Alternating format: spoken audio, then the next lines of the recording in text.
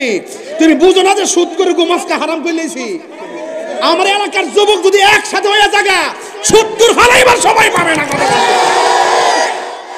এই 70-টির কারণে গরিব আরো গরিব হইতাছে। আল্লাহ তোমার তৌফিক দিছে, আল্লাহর রাস্তায় দান করো, আর নইলে কর্জা দাও। আমার মনে হয় এই সমাজে যে টেহাওয়ালা আছে এরা যদি সুষম বন্টন নীতির আলোকে গরিবের ঘরে ঘরে শুধু যাকাতের টাকাটা দিত, এই সমাজে কুরবানির গোশত কোন ঘরে দিতে হবে খুঁজে পাওয়া যেত না। আমি সুদ করে কথা কোয়ার পরে যে তোরা নাইস মারছ গণনাটা কি তারে বাইরে বাইরে শিউর এলাকা সুদ করে আছে।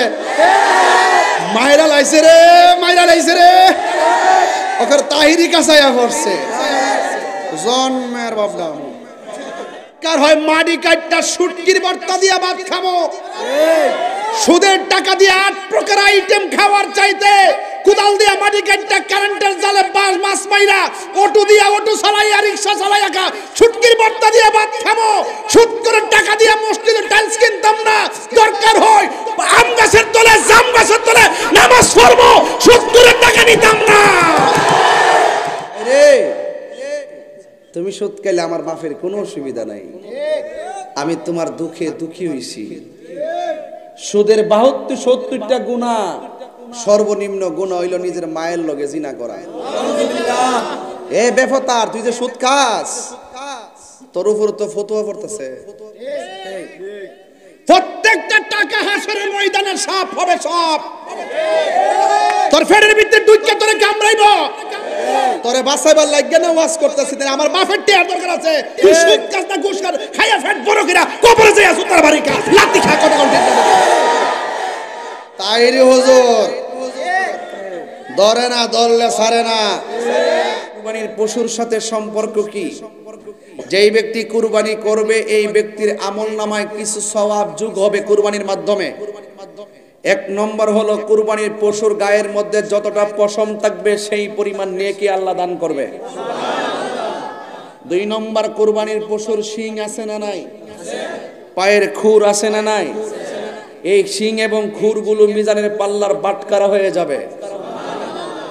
3 নম্বর খুব মনোযোগ, শুধুমাত্র গোশত খাওয়ার জন্য আর মানুষকে দেখাইবার জন্য কুরবানি কইরেন না। এটার ভিতরে বহুত প্রেম আছে, আমরা জানি না, এই জন্য বিলাইতে পারি না। কিনার প্রয়োজন রাস্তা দিয়ে রওনা দিয়ে কিরে দোস্ত কত 60,000 ভালো হইছে, ভালো হইছে। আবার যদি 70,000 একটু দাম হইছে, এই সমস্ত ফাইজলামি কথা রাস্তাঘাটে বলবেন না।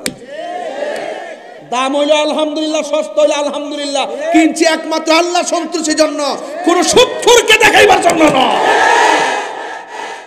আল্লাহ বলছেন কুরবানির গোশত, কুরবানির পশুর রক্ত আল্লাহর কাছে পৌঁছে না। কি পৌঁছে? ওয়ালাকি আনালহু তাকওয়া মিনকুম, বান্দার অন্তরে তাকওয়া আল্লাহর কাছে পৌঁছে। এই কুরবানিতে অনেক ধরনের অসঙ্গতি আমরা দেখি। কি দেখি? কুরবানির পশুরে হাত পাও এমন ভাবে বাইন্দা ফালাইয়া এরপরে ছুরি দাঁড় দেয়।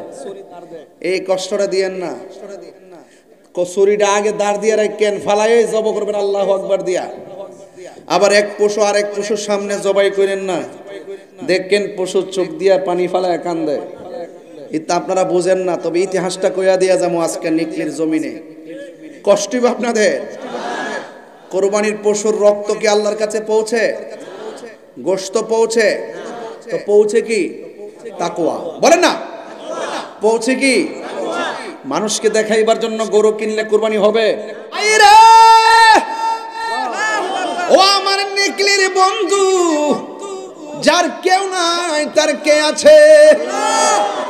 এবার ইব্রাহিম নবী নামাজ শেষ কইরা তিনি বসে আমার আল্লাহর দরবারে 2টা হাত বাড়াইয়া দিলেন। তোমার মতো দয়ার সাগর আর তো কেহ নাই, আমি বান্দা দয়া ভিক্ষা চাই। জাহাঙ্গীর সুন্নি মিডিয়া, সত্যের সন্ধানে আমাদের পথ চলা। আরবিতে কয় মাসে 1 বছর? কথা কয় না। আরবি 12 মাসের মধ্যে এই মাসটার নাম কি? জিলহজ। কি আরবি 12 মাসের প্রথম না শেষ? আজকে কি বার গেছে? আরো জোরে কি মাস, কি বার গেছে? আজকে রাইতে মা বোনরা সেহরি খাইবেন, কালকে রোজা রাখবেন, পরশু আরেকটা রোজা রাখবেন। মারহাবা জোরে গণ। যেই ব্যক্তি এই দুইটা রোজা রাখবে, আল্লাহ পাক রব্বুল আলামিন তার আমল নামায় সারা বছর রোজা রাখার সওয়াব দান করবে। অসুবিধা হইব? অসুবিধা হবে? আরাফার দিনের রোজা সম্মান আছে না নাই? আরো যারা আছে না নাই? এটা আমরা সবাইকে যেন আল্লাহ পাক আমল করার তৌফিক দান করে, আমিন কোন। আরবি 12 মাসের মধ্যে শেষ মাসের নাম হলো জিলহজ। এখন যদি প্রশ্ন করি প্রথম মাসের নাম কি? কথা কয় না। আজকের মাহফিলটা যে দুইজনের শিরোনামে, একজনের নাম ইমাম হাসান আর একজনের নাম ইমামে হুসাইন রাদিয়াল্লাহু তাআলা আনহুমা, ঠিক কিনা? এই শিরোনামটার দিকে খেয়াল কইরা আমি একটা জিনিস আপনাদেরকে বলতে চাই। আরবি 12 খুব তাত্ত্বিকপূর্ণ আলোচনা। আরবি 12 মাসের মধ্যে শেষ মাসের নাম জিলহজ, প্রথম মাসের নাম মুহররম। আরবি 12 মাসের শেষ মাসটা শুরু হইছে পশু কুরবানি দিয়া। কথা কন, এটা কয় তারিখে? ঈদটা আরবিতে 10 তারিখে। তাইলে শেষ মাসের আরবি শেষ মাসের 10 তারিখটা শুরু হইল পশু কুরবানি দিয়া। আর আরবি 12 মাসের প্রথম মাসের নাম মুহররম। এই মুহররম মাসটা শুরু হইছে 10 তারিখে ইমামে হুসাইন নবীর আহলে বায়াতের গলার তাজা রক্ত প্রবাহিত করার মাধ্যমে। তো শেষও রক্ত, শুরুতেও রক্ত। জোরে কন্না সুবহানাল্লাহ। পাগলামি গুলো ওয়াজ বুঝবেন আপনারা? ছি ছি, একদম কথা বলবেন না, চুপ। পাতলা ওয়াজ করতেছি না, খুব ব্রেইন সজাগ করেন, ব্রেইনকে জাগ্রত করেন।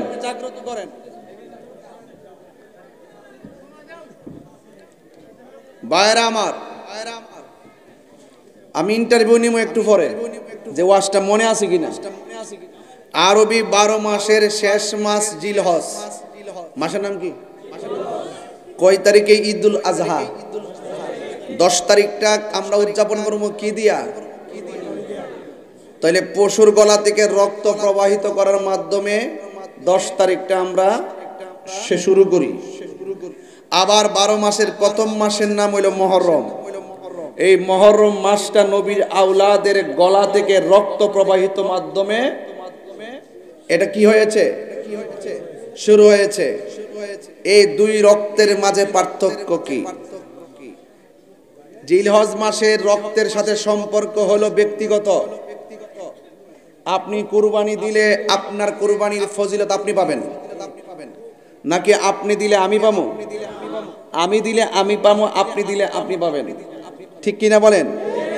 তাইলে এই কুরবানির পশুর গলা থেকে রক্ত প্রবাহের মাধ্যমে আমরা শেষ মাসটা অতিক্রম করলাম। রাসূল করিম সাল্লাল্লাহু আলাইহি সাল্লামকে প্রশ্ন করা হয়েছে, ইয়া রাসূলুল্লাহ, জিলহজ মাসের যে কুরবানি, এই কুরবানি কি? রাসূল বলছেন, এই কুরবানি হলো ইব্রাহিম নবীর সুন্নত। এই আওয়াজে মানি না ছেলেরা, জোরে বলুন কি? আরো বড় করে বলুন নাকি? কোন নবীর সুন্নত? ব্রেইনকে জাগ্রত করেন, এক কথা বলবেন না, ব্রেইনকে জাগ্রত করেন। কোন নবীর সুন্নত? এতগুলো লাইট থাকার পরে অন্ধকার লাগতেছে, ঠিক কিনা? কবর কি আর চাইতে কম অন্ধকার না বেশি অন্ধকার? অন্ধকারের পর আবার কি জ্বলছে? কবর অন্ধকার বটে, যখন ঈমান আর আমল থাকবে অন্ধকার দূর হয়ে যাবে, সেই কবর আলোকিত হয়ে যাবে। এই অন্ধকার আর আলোর মেসেজ দিয়েও আপনাদেরকে একটা ওয়াজ বুঝাইয়ে দিলাম, কথা কোন ঠিক কিনা? এই জন্য কানেকশন বড় জরুরি, কানেকশন বড় জরুরি। এই জন্য কানেকশন যদি ঠিক থাকে, আপনার চিন্তা আপনার করতে হবে না। আপনার জিম্মাদারি একজনের কাছে, জবান খুলে কোন তিনি কে? তো আমি বলছিলাম যে এই জিলহজ মাসটা শেষ হয়েছে গরুর পশুর গলা থেকে রক্ত প্রবাহের মাধ্যমে। খুব মনোযোগ, সমসাময়িক আলোচনা এখন না করলে আর কর্ম কোন সময়? এখনই উপযুক্ত সময়। এখন নবীজিকে প্রশ্ন করলাম, নবী গো, এই কুরবানিটা কি? রাসূল বলছেন, কোন নবীর সুন্নত? কথা কন, কোন নবীর সুন্নত? এখন আসুন, এই ইব্রাহিম নবীর সুন্নত এই কুরবানির পশুর সাথে সম্পর্ক কি? যেই ব্যক্তি কুরবানি করবে এই ব্যক্তির আমলনামায় কিছু সওয়াব যোগ হবে কুরবানির মাধ্যমে। এক নম্বর হলো, কুরবানির পশুর গায়ের মধ্যে যতটা পশম থাকবে সেই পরিমাণ নেকি আল্লাহ দান করবে। দুই নম্বর, কুরবানির পশুর শিং আছে না নাই? পায়ের খুর আছে না নাই? এই শিং এবং খুরগুলো মিজানের পাল্লার বাটকারা হয়ে যাবে। তিন নম্বর, খুব মনোযোগ, শুধুমাত্র গোশত খাওয়ার জন্য আর মানুষকে দেখাইবার জন্য কোরবানি কইরেন না। এটার ভিতরে বহুত প্রেম আছে, আমরা জানি না, এই জন্য বিলাইতে পারি না। কিনার প্রয়োজন, রাস্তা দিয়ে রওনা দিয়ে, কিরে দোস্ত কত? 60,000, ভালো হইছে ভালো হইছে। আবার যদি 70,000 একটু দাম হইছে, এই সমস্ত ফাজলামি কথা রাস্তাঘাটে বলবেন না। দাম হইলো আলহামদুলিল্লাহ, সস্তা হইলো আলহামদুলিল্লাহ, কিনছি একমাত্র আল্লাহ সন্তুষ্টির জন্য, কোন সুৎখোরকে দেখাইবার জন্য না।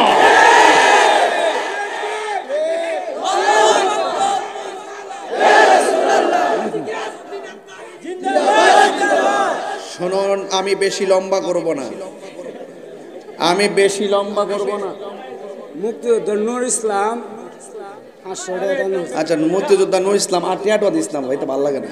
সর, ওয়াজের ধারাবাহিকতা নষ্ট হয়ে যায়। টেহা দিলে নগদ তুলছিনি তোমরা কিছু? মহিলাদের কাছে যা যায়, আমার কথা কই, টেহা দিব। মারাবা জোর কেন গেলে গে? তা আমার কথা কি আপনারা কষ্ট হইতেছে না? সুর দিয়া শেষ করলাম। সুর দিলে এই ওয়াজ গুলো করতাম। এটা দামি ওয়াজ, এটা দামি ওয়াজ। 17 তারিখে ঈদ, তো এই 3টা দিন সময় একটু গুছাই নেন, নিয়তটা সই করে নেন। কারণ কুরবানির গোশত আল্লাহর কাছে পৌঁছে না, কুরবানির পশুর রক্ত আল্লাহর কাছে পৌঁছে না। রক্তটা মাটিতে পড়বার আগে কুরবানি কবুল হয় যদি তার অন্তর ঠিক থাকে।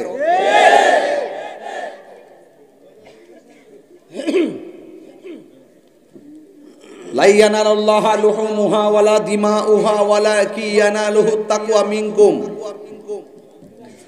আল্লাহ বলছেন, কুরবানির গোশত, কুরবানির পশুর রক্ত আল্লাহর কাছে পৌঁছে না। কি পৌঁছে? ওয়ালাকিন ইয়ানালুহু তাকওয়া মিনকুম। বান্দার অন্তরে তাকওয়া আল্লাহর কাছে পৌঁছে। এই কুরবানিতে অনেক ধরনের অসঙ্গতি আমরা দেখি। কি দেখি? কুরবানির পশুরে হাত পাও এমন ভাবে বাইন্দা ফালাইয়া এরপরে ছুরি দাঁড় দেয়। এই কষ্টটা দিয়েন না। ছুরিটা আগে দাঁড় দিয়ে রাখেন, ফালাইয়াই জব করবেন আল্লাহু আকবার দিয়া। আবার এক পশু আর এক পশুর সামনে জবাই করেন না, দেখেন পশুর চোখ দিয়া পানি ফালায় কান্দে। এটা আপনারা বুঝেন না, তবে ইতিহাসটা কইয়া দিয়া যাবো আজকে নিকলির জমিনে। কষ্টই আপনাদের।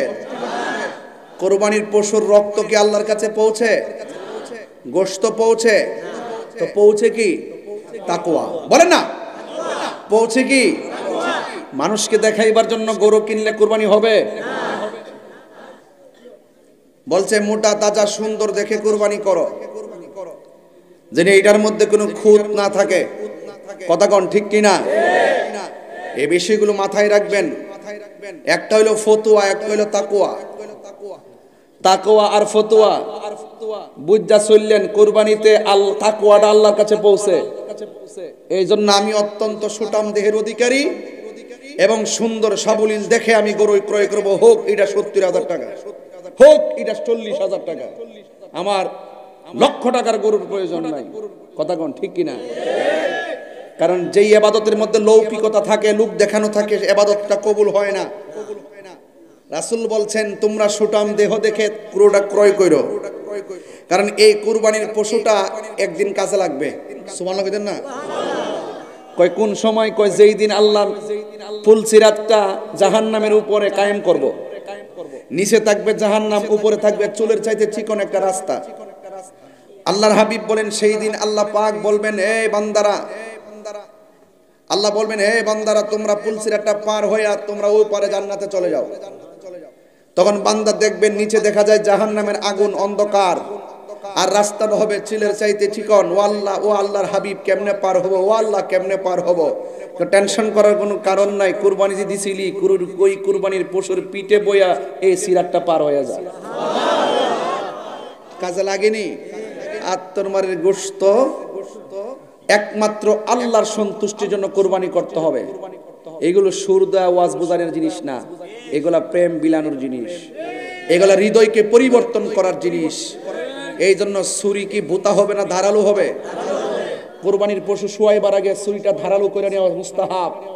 এই জন্য এটা ছুরিটা সুন্দর করে ধার করে নেবেন, তাড়াতাড়ি তার দেহ থেকে দমটা চলে যায়। অনেক সময় দেখা যায় কুরবানির গরুকে এমন ভাবে বান্ধা উপরে 2-3টা বাঁশ দিয়ে চাপ দিয়ে এরপরে ছুরি ধার করে তারপরে যায় জবাই করতে যায়। কত একটা আলামত, এই কষ্ট দেওয়া যাবে। এজন্য কুরবানি কোন নবীর সুন্নত? এখন আমার প্রশ্ন ছিল, কুরবানিটা শেষ হয়ে জিলহজ মাসটা 12 মাসের শেষ মাসটা সমাপ্ত হয়েছে পশুর গলা থেকে রক্ত প্রবাহের মাধ্যমে। এটার সাথে সম্পর্ক যার যার ব্যক্তিগত। আমি কুরবানি করলে আমার সওয়াব, আপনি করলে আপনার সওয়াব, আরেকজন করে নাই সে সওয়াব পাইছে না। তাহলে বোঝা গেল এটা হলো ব্যক্তিগত। আর এর পরের মাসটা যে মুহররম, এই মুহররম মাসটার 10 তারিখে ইমাম আলী মুকামের গলা থেকে তাজা রক্ত ঝরছে। এই রক্তের সম্পর্ক কোনো ব্যক্তির সাথে না, এই রক্তের তাজা রক্ত প্রবাহের সম্পর্ক হলো আল্লাহর হাবিবের কোটি কোটি উম্মতের নাজাতের সাথে। কথা কোন ঠিক না? হাত তুলে বলেন ঠিক না বলেন। এই জন্য ইমাম হাসান হুসাইন সাধারণ জিনিস না। কথা কোন ঠিক কিনা? এই রক্তের ফুটার সাথে সম্পর্ক পৃথিবীর সকল নবীর উম্মতের। রাসূল এই রক্তকে জড়িয়ে করে উম্মতকে টেনে টেনে জান্নাতে নিয়ে যাবে। হাত তুলে বলেন মারহাবা।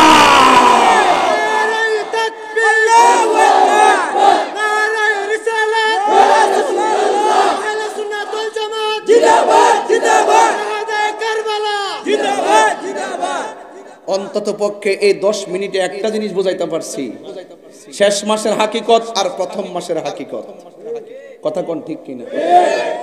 এই জন্য এই যে জিলহজের চাঁদ অত্যন্ত একটা যুগান্তকারী ইতিহাস। এই মুহূর্তে লক্ষ লক্ষ হাজিগণ মক্কায় আসে না নাই? আসে না নাই? আল্লাহ পাক যেন আমাদেরকে ওই হাজিদের সঙ্গে কবুল করে। দুনিয়াতে আপনি টাকাওয়ালা, আমি টাকাওয়ালা, আরেকজন টাকাওয়ালা, হয়তো কেউ 1 কোটি, কেউ 100 টাকা। আছে না নাই? খুব মনোযোগ দিবেন। তাইলে দুইটা রক্তের পার্থক্য কি বুঝতে পেরেছেন? কথা কোন বুঝতে পেরেছেন? এক রক্ত জিলহজ মাসে, আর এক রক্ত মুবারক মুহররম মাসে। সুবহানাল্লাহ বলবেন না? আমি যদি সুযোগ পাই পরে যাবো, কিন্তু আগে ওয়াজ বুঝাই। জিলহজ মাস, কোরআন শরীফের মধ্যে আছে যে আল্লাহ যাকে বেশি ভালোবাসে তাকে বেশি পরীক্ষা দেয়। আইয়ুব নবীর এমন পরীক্ষা দিছে, অল বডিটা পচাইতে পচাইতে একবারে শেষ করে ফেলাইছে। আইয়ুব নবীর অসুস্থতা দিকটা কি রহিমা ভাগ্যে গেছে গা? আমরা দেশের মহিলার চিত্র কি ভিন্ন। 1 দিন 2 দিন 3 দিন 10 দিন 20 দিন 20 দিন পরে যখন জামাই শোয়ার থেকে উঠতারে না, তখন বউ কো মরাটা মরে না কি লেগে। আমরা কি মিছা কথা কইছি? ফইরা দেখেন না, ফইরা দেখেন না। ওই আজকে আমার সময় ফেসবুকে দেখতেছি এক বউ কইতাছে, তুমি যে আমার লোক ইত্যা করতেছো, ইত্যা করতেছো, হ্যাঁ আমার সাথে ইত্যা করো, আমার মতন কাউরে পাইতা না। কই এসে যে আমার ঘর থেকে ঠেলাতে বাইর করে দিয়েছে। এমনি বাইরে থেকে এক মহিলাকে, আমি আসি আমার সাথে চল, বউটা গাই রাখ রাখ আমার জামা, আমার জামা জামাই জামাইটাকে দেখ শুনি আসে না নাই? সাইরা দেহ অভাব নাই। কথা কন ঠিক না বেডে? সময় গেলে সাধন জামাই বউ সাইর আরেকটা বিয়া করতার বটি হয়। সব নদীতে পানি আছে তাই বলে সব নদী মেঘনা না। 3টা বিয়া করলো প্রথম বউর মতন না, এই জন্য বিয়া করছো। ঠিক আছে তো? বুঝে যাক, যদি আপনি পারেন তাহলে ভালো কথা, যদি আপনি অধিকার দিতে পারেন। আমরা দেশে অধিকার বেশি দেন, আছে না নাই? এই অধিকার খর্ব করা যাবে না। যদি আপনি একাধিক বিয়ে করেন, আপনাকে কি করতে হবে? সুষম বন্টন নীতির আলোকে যার যার অধিকার নিশ্চিত করতে হবে। ঠিক না বেঠে? যাই হোক, রাখলাম, ওইদিকে যাই না। গেছলাম রহিমার কাছে, লিটন ভাই মানিক আছেন তো? আচ্ছা, আপনার ঘরে খাইছে আজকে। খাউন না বেশি খাইলে বললাম অত মজার খাওয়ান রান্না ঠিক না, পরে সব তরকারি খাওয়ান লাগছে মজা দীক্ষা। যাক, আমি আসলে এত খাওয়ান তো আর খাইলে কি মোড়া কি আর ওই আমি মানিক দেখলো মই আমরা সিমসাম চলতাছি আর কি। টিটন ভাই ঠিক আছে, আপনি বয়স হয়েছে ঠিক আছে, সমস্যা না। ভাই সাহেব যাক আলহামদুলিল্লাহ, এটা আমার নিজের কুরামের লোক। মারহাবা কন। প্রেম আছে বলে পৃথিবীটা এত সুন্দর। কথা কন না কেন? নিকলিকিতা তাহিরির নতুন নতুন নতুন করে সিনেমা লাগবো। তাহিরি কি নিকলি নতুন না পুরান? কয় বছর আগে ইসলাম মনে আসেনি? কত বছর হইব? 3 বছর বলে আর জাতি হক এখানে প্রায় আইসি মিনিমাম 15 বছর আগে। আপনারা জানেন না ওই যে পিসা হুজুর, আবু বকর পিসা হুজুর, হ্যাঁ ওই যে নিচে যে ওয়াজটা হইছেন 2-3 মাস আগে আসছেন? না না বলছে সর্বপ্রথম যে আইছে বাইরে নিকলির খাওয়ান খাইয়া গেছি, বলতাম না, বেমানি করতাম না। আমি 15 বছর আগে মশার কামড় টামড় খাইয়া ওয়াজ করে গেছি। কারণ জায়গা 2-3টা লাইট জ্বলতেছে আর মশা বুম করে উঠতেছে। ফিসা বোঝা দুনিয়া থেকে চলে গেছে, আল্লাহর ওলি ছিলেন। মারহাবা জোরাগণ। বাজার আমি যেমনি কত আপনাদেরকে মাইন্ড করেন নাকি? তাই আমি যেন সহজ সরল মানুষ, তো এই জন্য কোয়ালে আর কি। তবে যাই হোক, যে কথাটা বলতে চাইছিলাম, কথা আজকে কই যাবো। আইয়ুব আলাইহিস সালামের অল বডির মধ্যে এমন ভাবে কিরা ধরছে, গোশতটা আড্ডি থেকে আলাদা হয়ে গেছে। এবারে শুইয়া পড়তে পড়তে এমন পড়া পড়ছে কিরা কাউ কাউ করতেছে।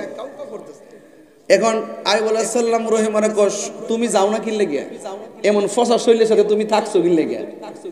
রহিমা ডাক দিয়ে কয়, আমার আল্লাহ আপনার প্রতি আমার যে হক অধিকার দিয়েছেন সেবা করার, আমি তো এর কিঞ্চিত করতে পারি নাই।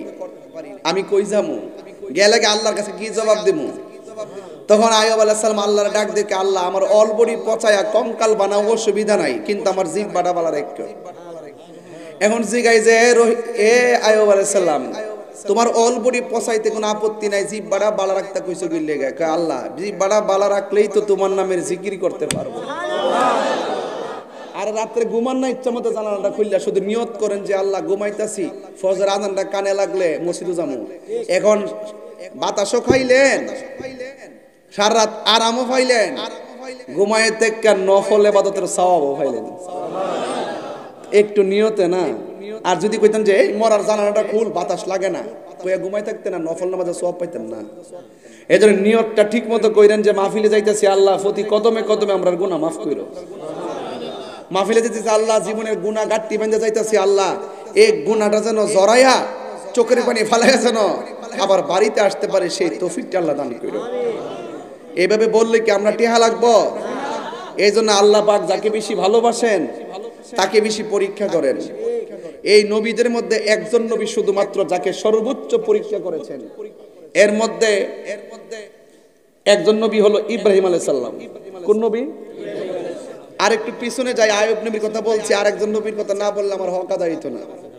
আর একজন নবী হইল ইউসুফ আলাইহিস সালাম। কোন নবী? ইউসুফ আলাইহিস সালামরা তার 10 ভাই মিল্লা কুয়ার মধ্যে ফেলাই দিয়েছে।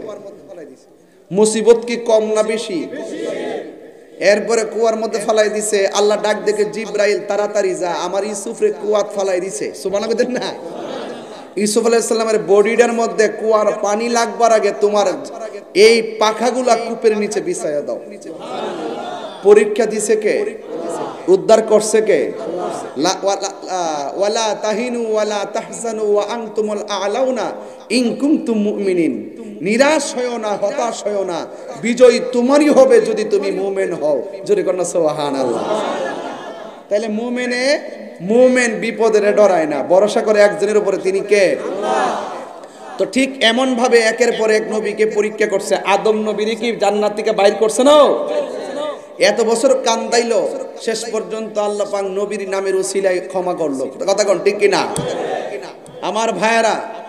তাইলে পরিষ্কার কথা হলো, নবীদের মধ্যে একজন নবী যার নাম হলো ইব্রাহিম আলাইহিস সালাম।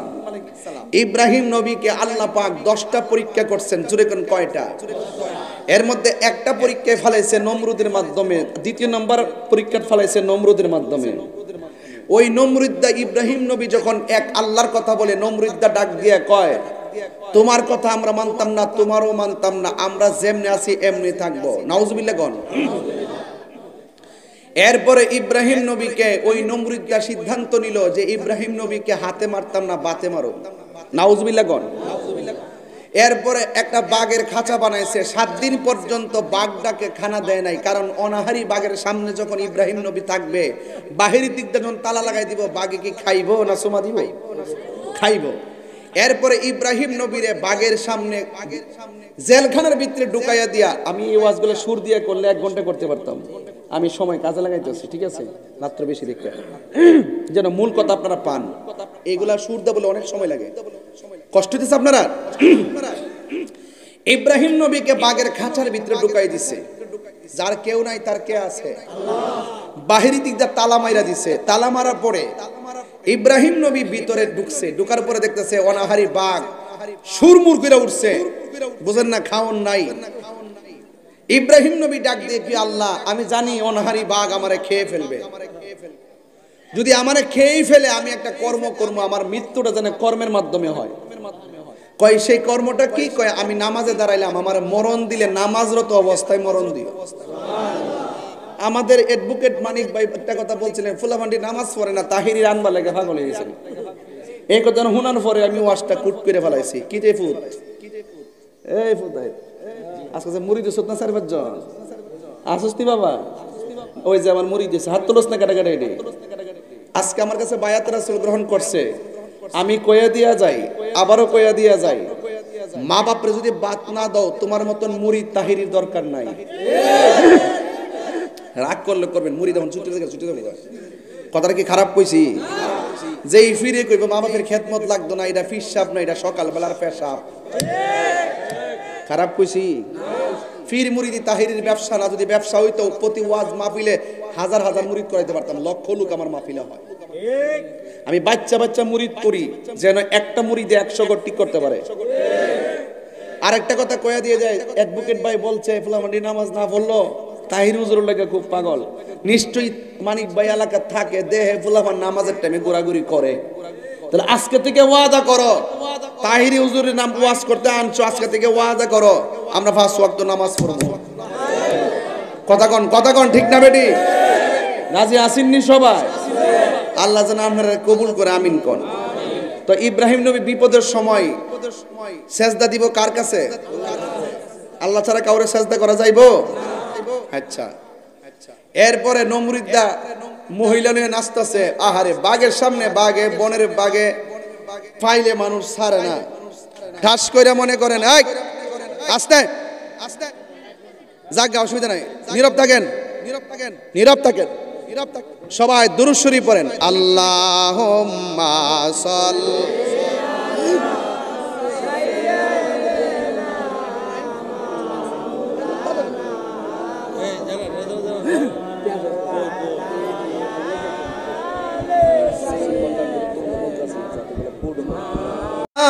ইলাহা ইল্লাল্লাহু মুহাম্মাদুর রাসূলুল্লাহ সাল্লাল্লাহু আলাইহি ওয়াসাল্লাম। জোরে জোরে কি সুবহানাল্লাহ বলা যাবে না? আমার যুবক ভাইরা, ওয়াজের ভিতরে ঢুকে গেছি। ইব্রাহিম নবী জঙ্গলের ভিতরে নাকি বাঘের খাঁচার ভিতরে,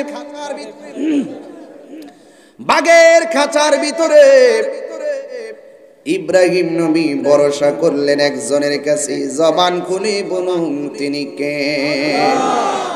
আল্লাহু ওয়ালিয়ুল্লাযীনা আমানু ইউখরিজুহুম মিনাজ-যুলুমাতি ইলান-নূর। যারা ঈমানদার তাদের অভিভাবক হলো একজন। জবান খুলে বলুন তিনি কে? আর যারা কুফরি করে কাফের তাদের অভিভাবক হলো তাগুত, শয়তান। এই জন্য ইব্রাহিম নবী জেলখানার ভিতরে নমরুদ বাহিরে নাচানাচি করে, আর ইব্রাহিম নবী যখন আল্লাহু আকবার বলে দাঁড়ায় গেছে, বাগদা ইব্রাহিম নবীর গাড়ির মধ্যে ধরতে গেছে। ইব্রাহিম নবী রুকুতে চলে গেছে, রুকুর মধ্যে ধরতে গেছে। ইব্রাহিম নবী দাঁড়ায় গেছে, আবার সেজদার মধ্যে ধরতে গেছে। ইব্রাহিম নবী বসে গেছে। এইভাবে নামাজ শেষ কইরা ইব্রাহিম নবী সালাম ফিরাইয়া দুইটা হাত আল্লাহর দরবারে বাড়াইয়া দিছি। যার কেউ নাই তার কে আছে? আর জোরে বলুন, আমার দয়াল নামে এত গো মধু, আমরা রে কইরাছে জাদুঘর, ওরে দেখা দিয়া কোলে নিয়া দেখা দিয়া নিবাও মনের বেদনা, আমার মন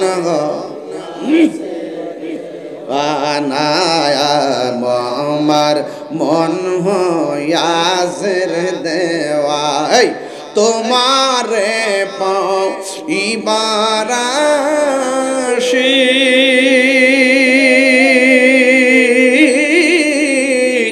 ঘুরতেছি কাঙ্গালের বেশে গো, ওরে দেশে বিদেশে ঘুরি আমি, দেশে বিদেশে পাইতে তাহার ঠিকানা, আমার মন গো মাসে একটু চলতে কর না, আমার দয়াল নামে এত মধু, দয়াল নামে মধু ফুরায় না। বক্স থেকে সরো, বক্স থেকে সরো। দেওয়ানা জোরে জোরে কি আল্লাহু আকবার বলা যাবে না? হায় রে ও আমার নিকলের বন্ধু, যার কেউ নাই তার কে আছে? এবার ইব্রাহিম নবী নামাজ শেষ কইরা তিনি বসে আমার আল্লাহর দরবারে দুইটা হাত বাড়াইয়া দিলেন। তোমার মতো দয়ার সাগর আর তো কেহ নাই, আমি বান্দা দয়া ভিক্ষা চাই। ও বন্ধুরে আমার, ও নিকলির বাবারা, ও বাজিতপুরের মিঠা মহিনের বাবারা, কি দিয়ে আওয়াজ বুঝাইতাম ইব্রাহিম নবী দুইটা হাত আল্লাহর দরবারে বাড়াইছে, আর অনাহারি বাঘ ইব্রাহিম নবীর সামনে বসছে। নমরুদ্দা কয়ে বাঘ তুই তাড়াতাড়ি খা, আর বাঘের সামনের পিছনের দুইটা পা মাটিতে বিছাইয়া সামনের দুইটা পা এমন ভাবে ইব্রাহিম নবীর দিকে করে দিয়েছে। ইব্রাহিম নবী দুইটা হাত আল্লাহর দরবারে বাড়াইছি। ওই নমরুদ্দা তাকায়া দেখতেছে,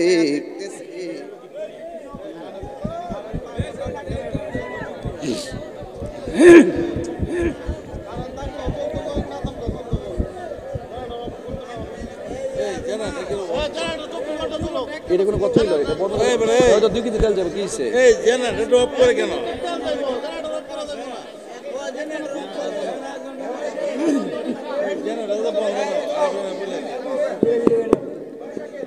আমার যুবক ভাইয়েরা,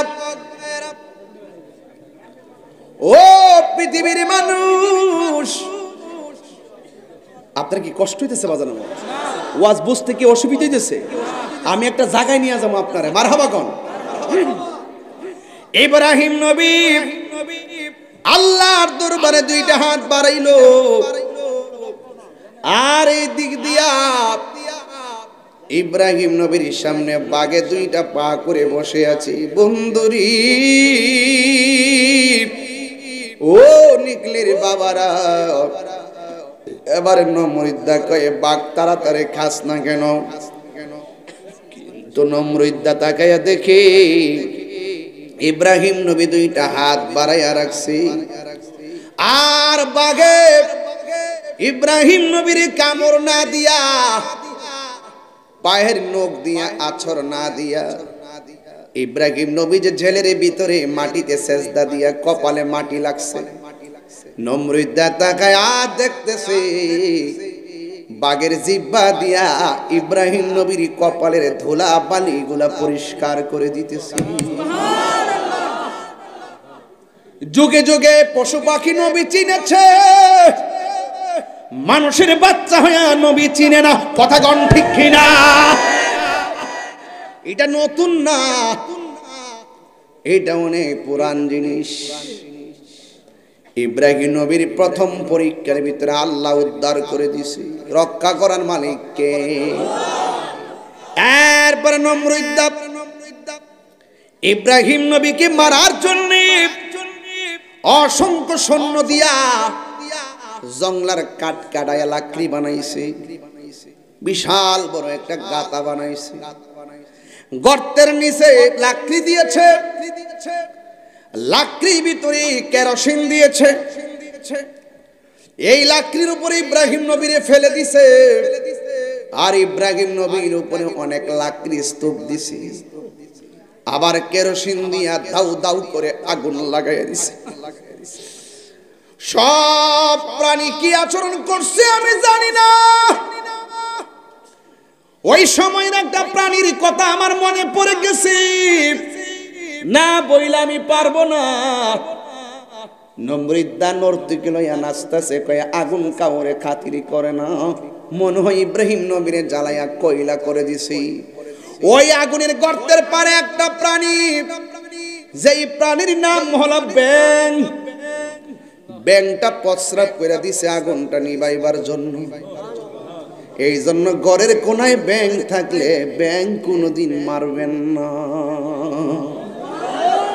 ওয়াজ কিতা বুঝাইতাম আপনারা, হাকিকতে টাচ দিছি বাজান, বোঝার জন্য বলছি। এই জন্য যুবক ভাইয়েরা আমার, নমরুদ্দা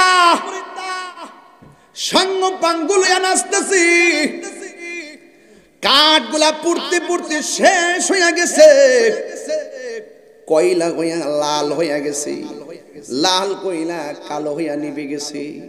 আর নমরুদ্দা তাকায়া দেখতেছে ইব্রাহিম নবী একটা পশমের ভিতরে আগুন লাগে নাই।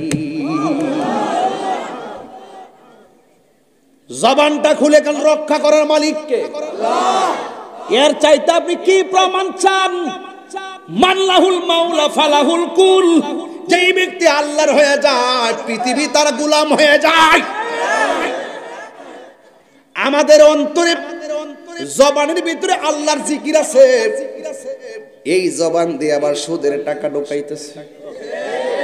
এই জন্য সুদখুরির দোয়া আমার আল্লাহ কবুল করে না। সুদখুরের গালাগুলো আমারও তলে তলে, সুদখুরের গালাগুলো আমারও তলে তলে, সুদখুরের গালাগুলো আমারও তলে তলে। গালে গুলে না, গালে গালে, বাংলা বারস না, গালে গুলে বলে কোন বইয়ে লেখা আছে নি গুল? সুদখুর না আছে একটা। এই বাইরে, তুমি সুদ খেলে আমার বাপের কোনো অসুবিধা নাই, আমি তোমার দুঃখে দুঃখী হইছি। সুদের ৭২টা গুনাহ, সর্বনিম্ন গুনাহ হইল নিজের মায়ের লগে জিনা করা। এ বেফতার, তুই যে সুদ খাস, তোর উপর তো ফতোয়া পড়তেছে। প্রত্যেকটা টাকা হাসরের ময়দানে সাফ হবে, সব তোর ফেরের ভিতরে ঢুকে তোরে কামড়াইব। তোরে বাঁচাইবার লাগবে না ওয়াজ করতেছি, আমার বাপের টিয়ার দরকার আছে। তুই সুদ খাস না ঘুষ খাস, খাইয়া ফেট বড় কিরা কবরে যাইয়া সুতার বাড়ি খা, লাতি খা, কথা কোন ঠিক না। আল্লাহু আকবার, ইয়া রাসূলুল্লাহ। বাহ, তোমারও তলে তলে ফানসুর উঠে পয়সা নষ্ট, যুবক নষ্ট মদে, কুসমাজে গেরাম নষ্ট, খাদক নষ্ট সুদে। বাজান কইতাম নি, আমার তো বাজান ডর করে। তাইরি হুজুর ধরে না, ধরলে ছাড়ে না। তুমি কোটি টাকার মালিক হইতে পারো, মসজিদের সদস্য হওয়ার যোগ্যতা তোমার না। বেটা খাইতে খাইতে ফেড আয়ে কইতে কইতে মুখায়ে বাজান, আপনি সুদ খাইলে আমার কি তৈব কোন? গামলা বইরা খান, ফেট বড় করেন, কবরে গিয়ে জুতার বাড়ি খান, হাসরের ময়দানে সাপের ছুবল খান। আপনি ব্যাংকে লক্ষ টাকা রেখে যান, রেখে আপনি কবরে চলে যান। আপনার ছেলে সেই সুদের টাকা দিয়ে অ্যাপাচি হাং R15 চালিয়ে চালিয়ে রাস্তাঘাটে মাস্তানি করবে, আর আপনার গলে গলে কবরে জুতার বাড়ি চলবে। এই জন্য সন্তানকে সুদের টাকার মালিক বানাইবার আগে মানুষের বাচ্চা বানায়া যান। কথা কন ঠিক? যেই সন্তান আপনার জন্য কবরের পারে গিয়ে আপনার জন্য দোয়া করবে। কথা কন ঠিক না বেটি? ফানসুরুটে পয়সা কইতাম নি বাজান। আচ্ছা বুঝলাম না, আমি সুদ করে কথা কোয়ার পরে যে তোরা নাইস মারছ গণনাটা কি তারে বাইরে বাইরে শিউর এলাকা সুদ করে আছে। মাইরা লাইছে রে, মাইরা লাইছে রে, ওখান তাহিরি কাছাইয়া পড়ছে জন্মের বাবলাম। ফানসুরুটে পয়সা নষ্ট, যুবক নষ্ট মদে, কুসমাজে গেরাম নষ্ট, খাদক নষ্ট সুদে। সুদ করে ফেটটা দেখবো এমন এমনি হাই যাইব, সালাম ফিরাইব, নামাজে নামাজে মাঝে মাঝে যাইব, যায় সালাম ফিরাইব, আর সালাম ফিরাইব এমনি। আরে গরুটা কিনছেন নেই। ফানসুরুটে পয়সা নষ্ট, যুবক নষ্ট মদে, কুসমাজে গেরাম নষ্ট, খাদক নষ্ট সুদে। টাউনে গুইরা ছাত্র নষ্ট, কীটে নষ্ট ফুল, অতি মায়াই বধূ নষ্ট, ধুলাই নষ্ট চুল রে, হেলাই হেলাই কার্য নষ্ট রে। পুরুষ নষ্ট হাটে, খারাপ রাস্তায় গাড়ি নষ্ট, নারী নষ্ট ফুসকুনির খোলা ঘাটে রে। কেমন দিলাম? হেলাই হেলাই কার্য নষ্ট রে, ঠিক কিনা?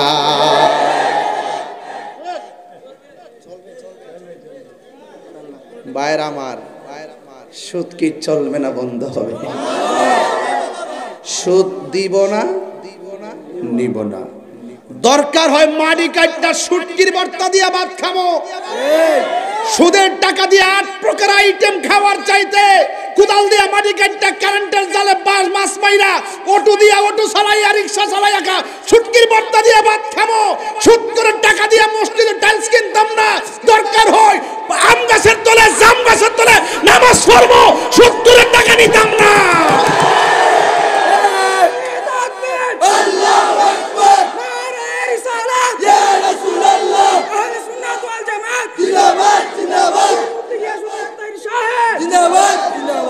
বাজান আর 15 মিনিট সময় আমার দিবেন নি? 12টা বাজে গেছে গা, তো অন শৈলা তো ধরে গেছে গা। আর রাহ, তোমরা ওয়াজ বুঝো না তইলে। আমি 1 ঘন্টায় 3 ঘন্টার ওয়াজ করতেছি, এটা বুঝুনি? এটা বুঝতা না তো, ওয়াজ তো বুঝো না, খালি ঘন্টার গরির কাটা ফেলছা। কিতা যে কইতাছি এটা বুঝুনি? তুমি বুঝো না যে সুদ করে গোমাসকা হারাম কইলেছি। আমার এলাকার যুবক যদি একসাথে হইয়া জায়গা 70 ফালাইবার সময় পাবে না। এই 70-টির কারণে গরিব আরো গরিব হইতাছে। আল্লাহ তোমার তৌফিক দিছে, আল্লাহর রাস্তায় দান করো, আর নইলে কর্জা দাও।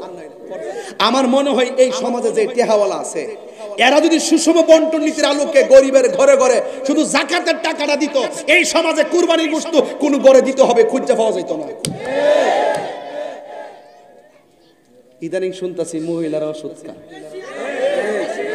হেরা বলে টেহা লাগা, সারা জীবন হুনছে এরি ক্ষেত লাগা, ওহন হুনি হেরা বলে টেহা লাগা। আচ্ছা তোর আস্তে আস্তে আস্তে হেরা হুনলে আবার রান্না বুঝতা নাই ঠিক রাখ। সারা জীবন হুনছে এরি ক্ষেত লাগা, ওর মহিলারা বলে টেহা লাগা। হাজারে কত? 500 না, তুই বেশি কইছিস, বেহু বলে। তুই জানোস না, তুই হাজারে 100, হাজারে কত? 10,000-এ 500, তুই গণাই জানোস না। 10,000-এ 1 লাখে দেখছেন নি টেহার মালিক কেমনে? ও টেহা লাগানো চলবে যেই ঘরে সুদ আছে এই ঘরে শান্তি, যেই ঘরে হারাম এই ঘরে আরাম। আমার কথা নাকি আল্লাহর কথা? আল্লাহ বলছে আহাল্লাহুল বাইআ ওয়া হাররামার রিবা। আল্লাহ বলছেন আমি তোমাদের জন্য ব্যবসাকে হালাল করছি, সুদকে হারাম করছি। সুদ খাওয়া গুনাহ, সুদ নেওয়া গুনাহ, সুদ দেওয়া গুনাহ, সুদের সাক্ষী হওয়া গুনাহ, সুদের দলিল লেখা গুনাহ। আমি কি বুঝাইতে পারছি? সব সমান অপরাধী। এক ওয়াজ যাওয়ার পরে হুজুর সুদের ব্যাপারে এত ওয়াজ করেন, ঘুষের ব্যাপারে দেখুন ওয়াজ করেন না।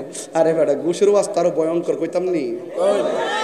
আল্লাহর হাবিব বলতেছে আর রাশি ওয়াল মুরতাশি কিলাহুমা ফিন্নার, যে ঘুষ খাইব যে ঘুষ দিব দুইটাই জাহান্নামের আগুনে জ্বলবে। কথা কোন ঠিক না বেঠি?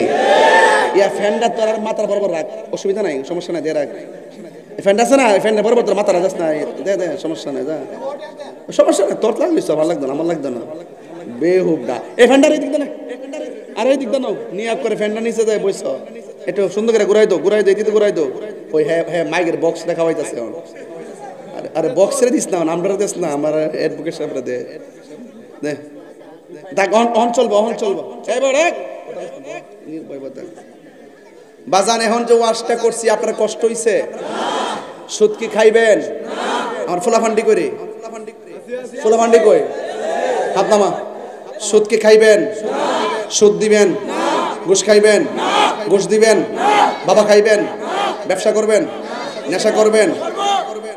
করবো বলে এবারে নেশা করবো, জুতা তো বাইরে লাম্বা বানাবো দিস কই দিছি, ব্যবসা বলে করবো। বাবা চলবে? নেশা চলবে? ইয়াবা চলবে? ফেন্সি চলবে? গাঞ্জা চলবে? ডেন্ডি চলবে? নেশা চলবে? সুদ চলবে? ঘুষ চলবে? চুরি চলবে? মুনাফিকি চলবে? গীবত চলবে? চুগলখুরি চলবে? বাজান কোন ওয়াজ কি আজকে বাদ রাখছি? এখন আসেন আরেকটু সামনে যাই। ওয়াজ তো এখনো ঢুকতে পারছি না, ভূমিকায় ওয়াজ শেষ হইতেছে। যাই হোক, সুদ করে বাইরা শুনেন, এই সুদ করে বাইরা, আপনি যারা সুদ খান দয়া করে হাত তোলেন। তাহিরে কি ডরান্ন ডরাইতেছে রে, আর পাবলিক কি ডরান্ন ডরাইতেছে, কিন্তু আল্লাহরে ডরানা। এটা বুঝে না যে আমি যে হাত নিচু করে রাখলো আমার আল্লাহ দেখতেছে। কথা কোন ঠিক না বেড়ে?